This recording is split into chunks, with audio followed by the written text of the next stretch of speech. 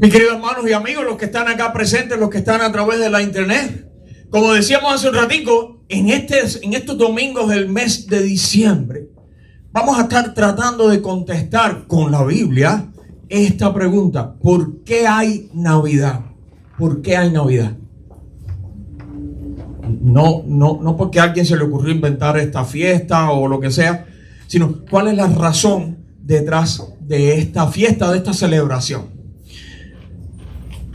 Y yo quisiera que al menos nosotros los que estamos aquí, y bueno, los que están a través de la internet, fuéramos, vamos a decir, una fuerza de cambio, con el poder de Dios, por supuesto, pero con nuestra disposición, una fuerza de cambio en la sociedad en la que vivimos. Porque hoy en día, lamentablemente, cuando tú escuchas acerca de la Navidad en este mundo en el que vivimos, la gente piensa en cualquier otra cosa menos en lo que es realmente la Navidad. Pero ¿por qué hay Navidad realmente? Recordemos, mis queridos hermanos y amigos, que la Navidad es la celebración del nacimiento de Jesús, el Hijo de Dios. Cuando alguien te pregunta, ¿y qué es la Navidad y por qué celebran ustedes Navidad? Eso es lo que tienes que responder. La Navidad es la celebración ¿de qué cosa? Del nacimiento de Jesucristo, el Hijo de Dios. ¿Por qué hay Navidad? Bueno, sencillamente hay Navidad porque Dios envió a su Hijo. Y hoy vamos a ver una cosa a qué Dios lo envió. La semana que viene vamos a ver otra. Y el último domingo del mes, que por cierto será 25 de diciembre, vamos a ver una tercera razón para la que Dios envió a su Hijo a este mundo a nacer. La de hoy es esta: Dios envió a su Hijo a buscar al perdido, a buscar al perdido. Mira lo que dice este pasaje que muchos conocemos, que está en Lucas 19:10. ¿Lo quieres leer conmigo? Porque el Hijo del Hombre vino a buscar y a salvar lo que se había perdido. Son palabras del propio Jesús. Cuando Él dice el Hijo del Hombre, se está refiriendo a Él mismo. En otras palabras, Él está recordando a qué había venido Él a este mundo. En otras palabras, para qué nació en Belén cuando nació. Fue para esto, mira. Hay dos palabras claves aquí. Son esta y esta. A buscar y a salvar. Pero hay otra palabra clave también y es esta, mira. Porque vino a buscar y a salvar ¿a quién? Al perdido. Al perdido. ¿Cómo es esto? Vamos a orar y rápidamente vamos a examinar estas ideas. Señor Jesús, gracias. Gracias porque tú viniste a este mundo para buscar y salvar al perdido. Ahora te rogamos, Señor, que tú nos ayudes a entender tu mensaje. El mensaje detrás de esta celebración, detrás de esta palabra, aplicarlo a nuestras vidas. Si hay aquí alguna persona que aún está perdido o perdida, o si alguien a través de la internet nos ve o nos escucha y se da cuenta por la obra de tu Espíritu en su corazón que todavía está perdido o perdida, que pueda encontrar la salvación que Jesús vino a traer. Y ayúdanos, Señor, a compartir esto con tantas y tantas gentes a nuestro alrededor que aún hoy siguen perdidos sin Jesús. En el nombre de Él oramos. Amén. La primera cosa que nosotros notamos en ese pasaje que acabamos de leer es, bueno, la palabra perdido es porque el hombre, en sentido general, el ser humano, está como perdido. Perdido. Pastor, ¿por qué perdido? Si yo sé dónde estoy. Bueno, probablemente tú no sepas muy bien dónde estás y mucho menos hacia dónde vas. Ahora, la palabra de Dios establece que todos somos pecadores y que no hay nadie bueno. Pastor, pero yo creo que yo soy bueno. Bueno, escucha lo que dice la Biblia, lo que dice la palabra de Dios, lo que dice Dios al respecto. Dice ahí en Romanos 3, del 9 al 12. Observa porque este pasaje es bien importante. Dice: ya hemos demostrado que todos los hombres son pecadores. Como dicen las Escrituras, nadie es bueno, nadie en absoluto, nadie entiende, ninguno busca a Dios. Todos han perdido el camino, nadie vive como Dios manda. Lo que pasa, tú sabes qué cosa es, que parte de la condición del pecador y del perdido es creer que está bien. Generalmente el que se ha arrepentido de su pecado comprende que es pecador y que necesita de Dios. El que no se ha arrepentido ni nada y con su corazón endurecido, ¿qué dice? Yo soy bueno. Yo no le hago mal a nadie. Pero Dios dice que nadie es bueno, nadie en absoluto. Dice más adelante en ese mismo capítulo, pues no hay diferencia. Todos han pecado y están lejos de la presencia gloriosa de Dios. Esto son malas noticias. Esto no es buena noticia. Esto es mala noticia. Pero yo de vez en cuando repito que para entender las buenas noticias hay que primero entender las malas. ¿Comprende? Si a un condenado en la corte tú le dices, tengo una buena noticia y una mala, ¿cuál quieres primero? Y a lo mejor el condenado dice, dame la buena. Yo le digo, ok, la buena es que vas a salir de la cárcel en 10 años. Eso es bueno. Bueno, pero es que tú quisiste la buena primero. ¿Quieres que te diga la mala? Sí, la mala es que te toca una sentencia de 40 años en prisión. Pero mirando tus antecedentes, etcétera, etcétera, esta corte entiende rebajarte la condena a 10 años. Por eso la de 10 años es la buena noticia. Pero entiende que para entender la buena noticia primero había que conocer ¿cuál? La mala. Si él hubiera escuchado primero que la mala noticia era que le tocaban 40 años de prisión, cuando le dijeran, sí, pero te lo vamos a rebajar a 10, wow, saltaría de alegría. El hombre tiene que entender la mala noticia que es esta. Y es que todos hemos pecado, que no hay nadie bueno y que nos toca esto, estar lejos de la presencia gloriosa de Dios. La Biblia enseña que nuestro pecado nos separa de Dios. La gente a veces tiene la idea que todo el mundo es hijo de Dios, todo el mundo está cerca de Dios. Eso es mentira. Y es una mentira del diablo para confundir y entretener a la gente. La Biblia enseña que nuestro pecado nos separa de Dios. Dice ahí el profeta Isaías, son sus pecados los que los han separado de Dios. A causa de esos pecados él se alejó y ya no los escuchará. Acuérdate que Dios es santo. Dios no tiene nada que ver con el pecado. ¿Y nosotros somos qué? Pecadores. Eso nos acarrea condenación, mi querido amigo, mi querido hermano. El ser pecadores y estar lejos de Dios nos acarrea condenación. Y lo más bonito que no son 40 años. Es una condenación. ¿Cuál es el apellido? Eterna. Eterna. Dice Romanos 6:23, pues la paga que deja el pecado es la muerte. Hay condenación. Resumiendo la situación del ser humano. En pecado, en tinieblas, sin esperanza, condenado, sin salvación, solitario y lejos del Padre. Es triste la condición del ser humano. Y por cierto, si quieres saber qué consecuencias trae eso para la humanidad, la consecuencia a corto plazo, solo lee las noticias. Solo lee las noticias. Ahora, la segunda cosa importante aquí, la primera vimos que el hombre está perdido, lamentablemente y seriamente. Pero la segunda cosa importante, y aquí empiezan las buenas noticias, es ¿qué cosa? Que Dios ama al hombre. Dios ama a los pecadores.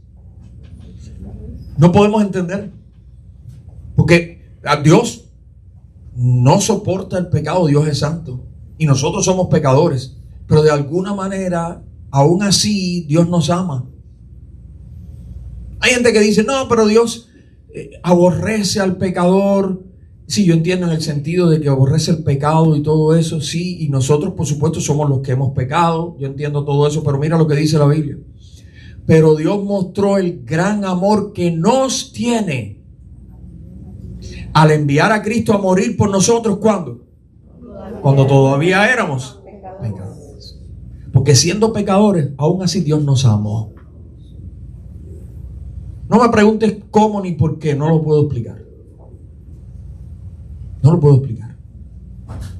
Lo más que yo puedo es hacerte una comparación que otras veces he puesto.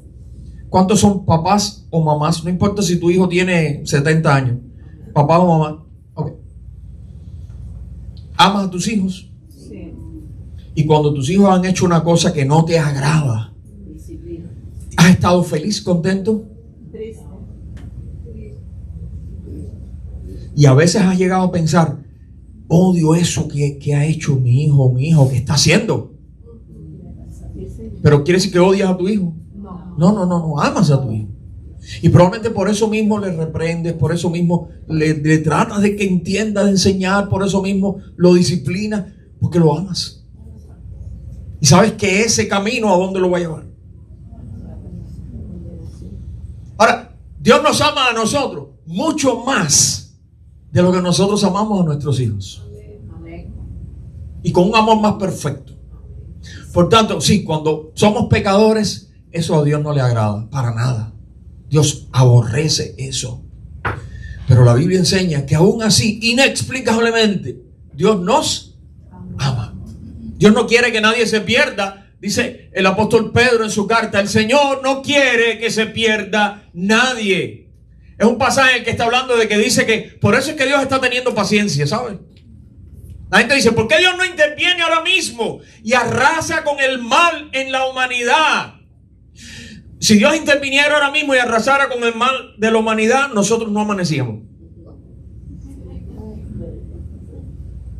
Empezaría con nosotros. Pero Dios está teniendo paciencia. Acuérdate que el ser humano no toma la iniciativa en acercarse a Dios. Lo que hace el ser humano todo el tiempo es fracasar y alejarse más de Dios. Fracasar y alejarse más de Dios. ¿Alguna vez viste a alguien? Yo lo he visto solamente en un video eso, pero en persona nunca lo he visto. ¿Alguna vez viste a alguien tratar de subir en unas escaleras mecánicas de esas? Tú sabes que hay en los mercados, en las tiendas, pero al revés. O sea, la escalera está bajando y la persona está tratando de subir. ¿Alguna vez viste a alguien hacer eso? Yo no lo he visto, no te puedo decir que lo he visto. Yo nunca he visto eso. Pero si alguien lo tratara de hacer, ¿qué pasaría? Ah, es que tú lo has hecho, ok. Ok, ya saben. ¿Qué pasaría si alguien trata de subir cuando la escalera lo que está haciendo es que está bajando? Se cae. Bueno, sí, a lo mejor no avanza. Y se fue, si da pasos y pasos y dice, ¿por qué yo con más pasos que doy sigo en el mismo lugar? O puede ser que cada vez esté más hacia abajo. Algo así es lo que ha hecho el ser humano todo este tiempo con respecto a Dios. El ser humano ha inventado disímiles religiones, buscando manera de dar pasos para acercarse a Dios. Lamentablemente, ¿qué es lo que ha hecho todo el tiempo? Fracasar en eso. Y es más, lo que ha hecho es irse alejando más. Porque esas escaleras lo que hacen es, mira, bajar, ¿saben? No suben, van para abajo. El ser humano está tratando de acercarse a Dios, haciendo esto, perteneciendo a aquello, cumpliendo con esto otro. Y las escaleras siguen bajando. Porque seguimos siendo pecadores. Y el pecado nos sigue alejando de Dios. Y Dios no quiere que nadie se pierda, pero es que el hombre lo que hace es fracasar. Dice el pasaje bíblico que leímos hace un ratico, que el hombre ni siquiera desea en realidad acercarse a Dios, ni puede hacerlo. Dice en Romanos 3:11, nadie entiende nada, ni quiere buscar a Dios. Por tanto, la iniciativa ¿de dónde tiene que venir? Del hombre tiene que venir. No, si es que el hombre no, nada, ni quiere buscar a Dios y fracasa totalmente. La iniciativa tiene que venir de Dios. El primer paso lo tiene que dar Él. Porque nosotros ya sabemos. Ahora, la Biblia, toda la historia bíblica es la historia de cómo Dios ha tomado siempre esa iniciativa. Cómo Dios ha dado el primer paso y el segundo y el tercero y el cuarto y el quinto.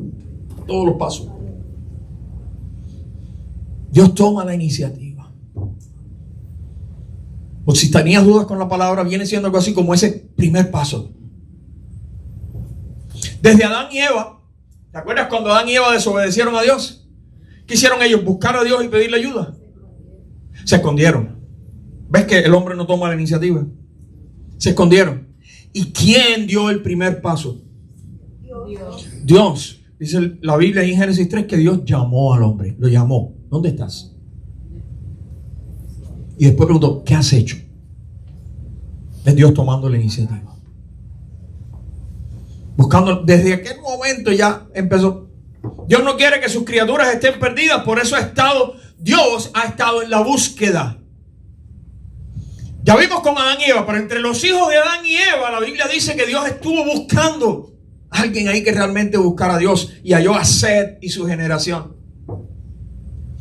Tiempo después, en toda aquella generación, antes del diluvio, la Biblia dice que Dios buscó y encontró a Noé y a su familia. De entre toda una generación en aquella sociedad. Después de eso, Dios buscó un hombre con quien comenzar una familia y un pueblo que lo ayudaran en su búsqueda. Y ese fue Abraham. Con Abraham empezó una familia y un pueblo, con ningún otro propósito que ellos ayudaran a Dios en la búsqueda del ser humano. Buscó a ese pueblo perdido incontables veces.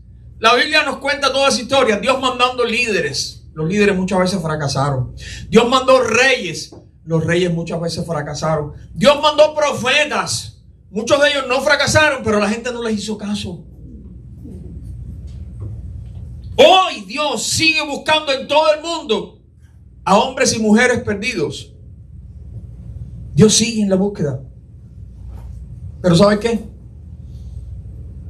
Dios nunca se ha rendido.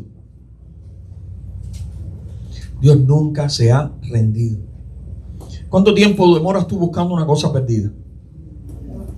¿Cuánto demoras buscando? Hasta que te das por vencido. ¿Cuándo? ¿Cuánto tiempo? Hasta que encuentras. Muy bien. 2 minutos. 1 medio. Otras personas duran 1 minuto o 2. Si no lo encuentran en ese tiempo, se frustran y dicen, ya no voy a buscar más. Pero Dios nunca se ha rendido. Dios hace algo. Dios toma la iniciativa. Me encanta una canción que a veces hemos puesto aquí como fondo musical para la Santa Cena, que dice estas palabras. La canción dice, no esperaste que me acercara a ti, pero te vestiste de humanidad. No esperaste que yo clamara a ti, pero oí tu voz llamándome. Me encanta eso. Otra vez, no esperaste, Dios, que yo me acercara a ti, pero te vestiste de humanidad. No esperaste que yo clamara a ti, pero oí tu voz llamándome. Por amor, Dios vino en nuestra búsqueda, vino a nuestro encuentro. Esa es la mayor historia de amor jamás contada. La mayor historia de amor jamás contada. Como alguien dijo también, el más grande romance de todos. ¿Te gustan los romances, las historias románticas? El más grande romance de todos. Dios buscando al ser humano perdido y no se rinde, sigue buscando. Esa es la misión ahora mismo de Dios en este mundo. Y en tercer y último lugar, Dios envió a su hijo ¿a qué cosa? A buscar al hombre. Dios hizo un plan detallado para buscar y rescatar al hombre perdido. Y la parte más importante en ese plan de búsqueda, hace poco vimos una película en casa. Ahora mismo no voy a recordar el nombre de la película. No voy a recordar el nombre de la película. Pero es un padre y una madre que iban a salir a un viaje y tenían un niño pequeñito de como, 4 o 5 años. Y ellos están metiendo los paquetes en el carro, ¿ves? Frente a la casa. Pero el niño a esa hora quería montar su bicicletica ahí al frente en el driveway. Y el padre le dice, ok, pero de aquí no te vayas. Yo voy a buscar un maletín más y regreso. Cuando el padre viene con el maletín, lo único que encuentra es la bicicletica ahí tirada. Y toda la película es aquellos padres buscando a ese niño. Y la policía, y los vecinos, y todo el mundo, y helicópteros, y toda la película buscando a niños. No te voy a decir cómo termina la película. Pero aquella gente, por supuesto, los padres no, ellos totalmente en shock. Pero la policía, el jefe de aquel grupo de policía, era un hombre muy inteligente y lo primero que él hizo fue hacer un plan. Vamos a hacer un plan. Esto es lo que hay que hacer. Porque para la búsqueda hay que hacer un plan. Dios hizo un plan. Esto es lo que voy a hacer para buscar al hombre y a la mujer perdidos. Esto es lo que voy a hacer. Ahora, la parte más importante de ese plan de Dios, ¿en qué consistió? Voy a enviar a mi hijo al mundo, allá, a la oscuridad, a donde reina el pecado y la maldad. Allí mismo lo voy a enviar para que vaya a buscar al perdido. Dice la Biblia en 1 Juan 4:10, el verdadero amor no consiste en que nosotros hayamos amado a Dios, sino en que Él nos amó. ¿Y qué hizo? Y envió a su hijo. Acuérdate, por eso es Navidad, ¿ves? Y envió a su hijo. ¿Para qué? ¿Para qué? Nosotros fuéramos perdonados por medio de su sacrificio. Ah, pastor, pero ahí está hablando del sacrificio de Jesús, o sea, de la cruz, no está hablando de la Navidad. ¿Y cuál fue el propósito de la Navidad? Vuelve a mirar. Dios nos amó y ¿qué hizo? Eso no se saltó y de pronto fue a parar a la cruz. No. ¿Por dónde empezó? Lo envió. ¿Cuándo lo envió? ¿Cómo lo envió? Cuando nació en Belén. Por ahí empezó. No fue directo a la cruz. No se podía saltar esa etapa si iba a ser como humano. Dios nos amó y envió a su hijo. Esa es la Navidad. Y ahora dice, ¿para qué? ¿Para qué envió a su hijo? Para que nosotros fuéramos perdonados por medio de su... es que hay una conexión obvia entre el nacimiento de Jesús y su sacrificio en la cruz. Porque este nacimiento fue con el propósito de ese sacrificio. ¿Lo puedes entender? Si alguien te pregunta, ¿y para qué nació Jesús en Belén? ¿Para qué nació? Para que llegado el momento pudiera hacer ¿qué cosa? Un sacrificio en la cruz por nosotros. Ese es el propósito de Jesucristo. ¿Te acuerdas del pasaje que vimos al principio, que leímos juntos? Jesús dice, porque el Hijo del Hombre vino, y dice a qué vino, a buscar y a salvar a los que están perdidos. Y ya vimos que ¿quiénes están perdidos? Todos estamos perdidos en nuestro pecado. Para eso nació Jesús en Belén. Por eso hay Navidad. Como decíamos al principio, hay Navidad porque Dios envió a su Hijo a buscar al perdido. Al perdido.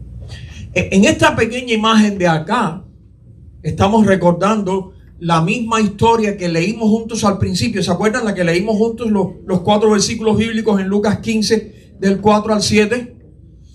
Vamos a mirarlo ahora en otra traducción de la Biblia para recordarlo bien. Dice, si un hombre tiene 100 ovejas y una de ellas se pierde, ¿qué hará? ¿No dejará las otras 99 en el desierto y saldrá a buscar la perdida hasta que la encuentren? Y cuando la encuentra, la cargará con alegría en sus hombros y la llevará a su casa.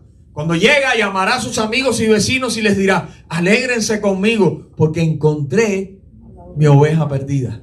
De la misma manera, hay más alegría en el cielo por un pecador perdido que se arrepiente y regresa a Dios que por 99 justos que no se extraviaron. Esa es la historia que nosotros conocemos como la parábola de la oveja perdida. ¿A quién está representando esa oveja perdida? ¿A qué hombre? Perdido. ¿O tú no estabas perdido? ¿No? Yo sí. ¿Y a quién representará ese pastor que sale a buscar hasta que le encuentra? Al Señor Jesús. Rapidito, 4 cosas que nos dice esa historia. Una, lo que se perdió fue el 1%. ¿Ve? El 1%. Pero para el pastor fue tan importante. El pastor no se conformó con las otras 99. Es que en realidad es lo mismo 99 que 100. No, no es lo mismo. Hay una perdida y esa una hay que salir a buscarla y a rescatarla. Tú eres así de importante para Dios. No por tu valor, porque tú seas mejor que... No, pero para Dios, tú, aunque seas uno de las 100, eres importante. La otra cosa que dice la historia es que el pastor dice, va tras la que se perdió. ¿Hasta cuándo? Hasta encontrarla. ¿Ves que no se rinde? ¿Dios se rindió contigo alguna vez? ¿Cuánto tiempo Dios te estuvo buscando a ti hasta que te encontró? Yo no sé, cada caso es diferente. Pero algunos pueden decir, a mí me estuvo buscando por 40 años. Llamándome y buscándome y yo resistiéndome.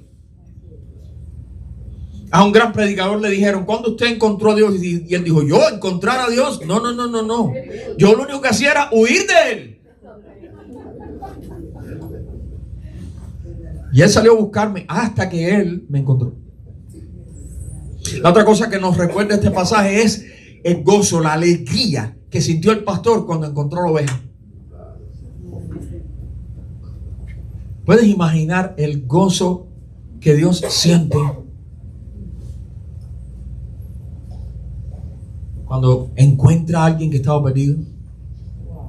Cuando Dios reencuentra a un pecador arrepentido, hay gozo.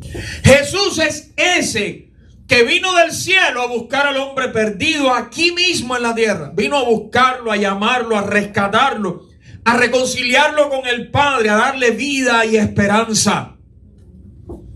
No hay nadie tan perdido que no pueda ser encontrado o salvado, pues el Señor Jesús vino en su búsqueda. No importa qué tan lejos estés de Dios. Jesús vino a buscarte como el pastor a la oveja perdida. No importa qué tan condenado estés en tus pecados, en tus errores, en tus cadenas. Jesús vino a salvarte.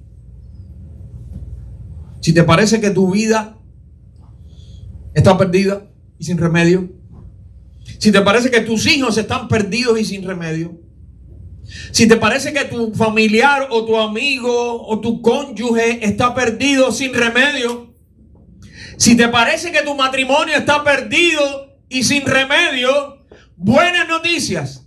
Jesús vino a buscar y a salvar, ¿qué cosa? Lo que se había perdido. Concluyendo esta parte, mis hermanos,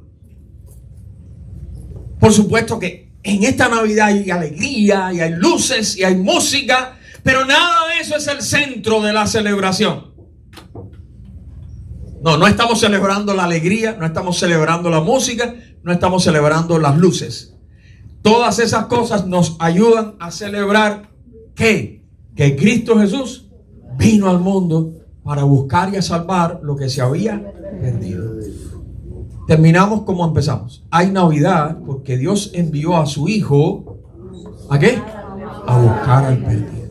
Si tú sientes que todavía estás perdido o perdida, si tú lo sientes y lo entiendes en tu corazón, recuerda que hay buenas noticias para ti. Porque Jesús vino a este mundo a buscarte y a salvarte. Solo cree en Él, cree eso. Bueno, cree primero que estás perdido, por supuesto.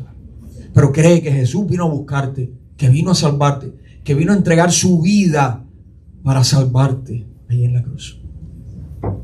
Y encontrarás la salvación que Jesús vino a dar. Amén.